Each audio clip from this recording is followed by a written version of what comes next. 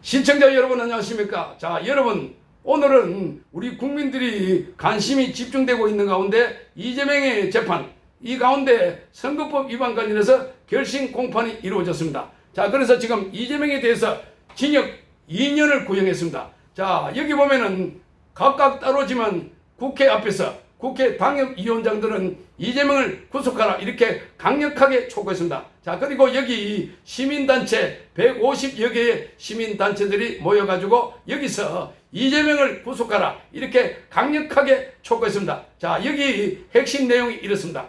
자, 이재명 체제가 대한민국의 헌법 질서를 어지럽히고 헌정을 중단시키려 하고 있다. 자, 그동안 선전선동으로 인해서 갖가지 가짜 뉴스를 퍼뜨려가지고 우리 사회에 엄청난 혼란을 가져왔는데 또다시 이런 가짜 뉴스를 이용해가지고 탄핵 또는 여러가지 사회 불안을 조성해가지고 자, 말하자면 소요 사태를 만들어가지고 헌정 질서를 중단시키려고 하는 일련의 조치에 대해서 중단하라 이렇게 강력하게 촉구했습니다. 자, 이재명이 선거법 관련해서 결심 공판을 오늘 받았습니다. 자, 그러니까 선거법 위반 혐의를 받고 있는 이재명이 벌금형 100만원 이상이 나오면은 당선 무효형이 되고, 자, 그리고 국고로부터 지원받은 434억 원을 반납해야 되기 때문에 그래서 민주당도 초비상 상태였습니다. 자, 그래서 오늘 민주당 최고위원들이 이재명이 법정에 출석할 때 함께 대동했지만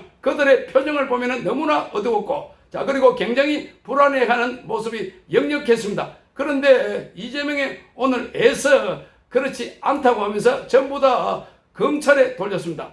검찰이 조작했다는 겁니다. 자, 어쨌든 지금 이재명의 최후 진술을 했고, 자, 그리고 결심 공판이 끝났습니다. 자, 한 달 이내에 1심 선고가 나오게 되는데 우리 국민들이 지금 이 재판을 두 눈 부릅뜨고 지켜보고 있고, 그래서 판사들도 이제 더 이상의 봐주기 재판을 못할 것이다 하는 생각이 드는 겁니다. 자, 그러기 위해서는 더더욱더 우리 국민들이 감시를 해야 되는데, 자, 오늘 이재명과 그 주변 사람들, 측근들 한 5명 정도 되는데 여기에 뇌물을 계산해 보니까 무려 정치자금 뇌물이 760억 원 정도 나온다고 합니다. 자, 그러니까 역대급 뇌물이 760억 원이다. 자, 그래서 과거에 전두환 전 대통령이나 노태우 전 대통령 받은 것은 정치자금법 위반이었습니다. 자, 뇌물이 아니라 정치자금법 위반이었습니다.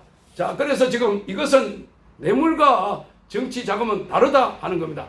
정치자금은 정치하는데 필요하게 써라 하는 거고, 여기에 뇌물은 뭐 봐달라고 이렇게 돈을 주고 특히 공직자에게 돈을 주고 했다는 겁니다. 자, 이런 걸 보면 이재명과 그 주변 사람들이 받은 정치자금이 역대급이다 이렇게 말하고 있습니다. 자, 그래서 서정욱 변호사가 이렇게 계산을 해봤다는 겁니다. 자, 이 계산을 보니까 자, 이재명과 측근들 5명 그리고 정진상, 김인석, 이하영, 김용 이렇게 쭉 계산을 해보니까 이게 무려 778억 5천만 원. 자, 이게 정치자금과 그리고 뇌물이 섞여 있는데 여기 정치자금은 자, 보니까 10몇 억 정도 빠져나가고, 자, 그리고 여기 뇌물이 한 760억 원인데 뇌물은 여기 보면은 1억을 받아도 징역 10년 이상형입니다.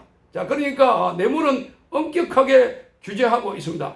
가중처벌하고 있는 겁니다. 자, 공직자들이 뇌물 받지 못하게 하기 위해서 그런 겁니다. 자, 그걸 쭉 보니까 당군 이래 최대 뇌물이다 이렇게 말하고 있습니다. 자, 이것은 1심 판결을 받은 사람들, 자, 1심 판결을 받은 사람들 보면 여기 보면 김인석, 이하영 그리고 검찰 공소장과 판결문을 보니까 이게 당군 이래 최대 뇌물이다. 당군 이래 이 뇌물이 최대의 규모다 하는 겁니다.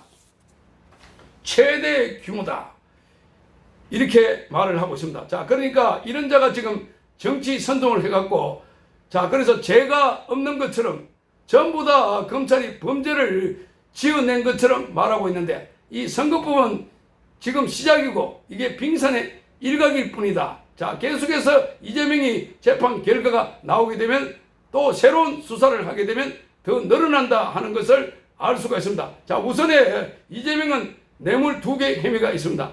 자, 여기 지금 보면은 자, 이재명이 뇌물 말고 배임 등이 있는데 이거는 대장동 관련해서 이해충돌방지법에 따라서 7,800억 원 정도. 그러니까 여기 대장동 관련해서 배임 혐의, 배임은 거기에 자기 기관 성남시나 또는 도시개발공사에 손해를 끼친 금액입니다.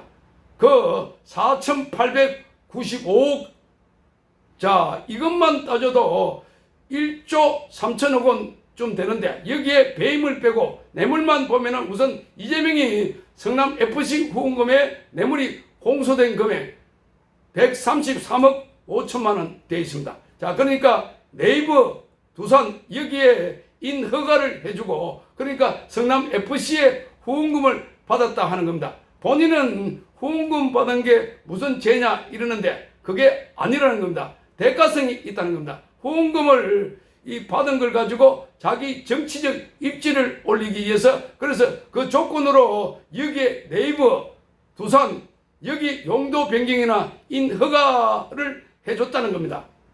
인허가를 해줬다는 겁니다. 이 해서는 안 되는 범죄 행위라는 겁니다. 그러니까 과거에 박근혜 전 대통령에 관해서도 막 몰아세우는데 이게 뭐 어떻게 됐냐면 백현동 관련해서 그 두 단계도 이렇게 올려달라고 요청을 해도 그게 반려됐는데 이게 말이지 4단계를 갖다가 용도 변경을 상향 조정해 줬는데 이걸 갖다가 이제 뭐라고 이야기하느냐 하면은 박근혜 정부 때 국토부에서 압박을 가해가지고 그렇게 어쩔 수 없이 그래 했다는데 국토부 관계자 이야기를 들어보면 그게 전혀 그런 게 아니다는 겁니다. 그러면 여기 보면은 박근혜 전 대통령에 관해서도 막 몰아세우는데 이제 이들이 처벌을 받을 때가 됐다. 이재명은 대북 송금 이 기소된 금액이 800만 달러입니다. 그 당시에 우리 돈으로 계산하면 111억 원이 되는 겁니다. 그러니까 이재명의 뇌물력이 244억 원입니다. 이 어마어마한 숫자입니다. 이게 평생 감옥에 있어야 될 금액입니다. 그 다음에 정진상입니다.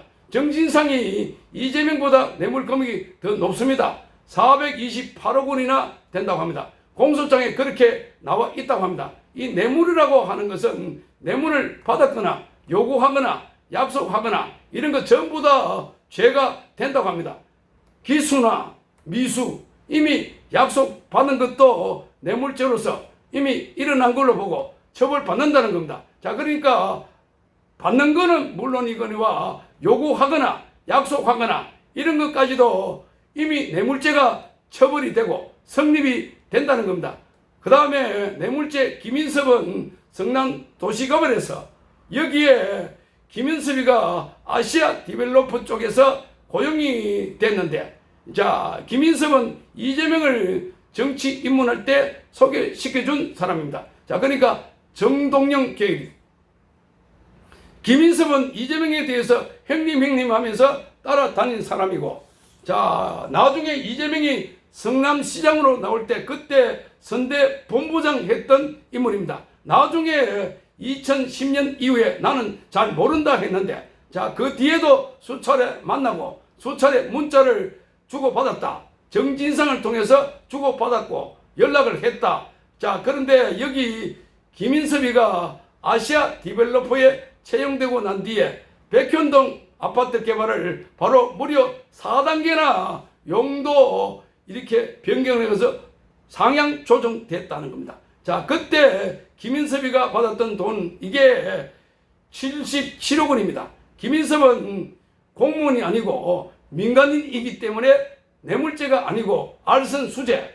공무원은 뇌물죄가 되고 민간인이 받으면 알선수재.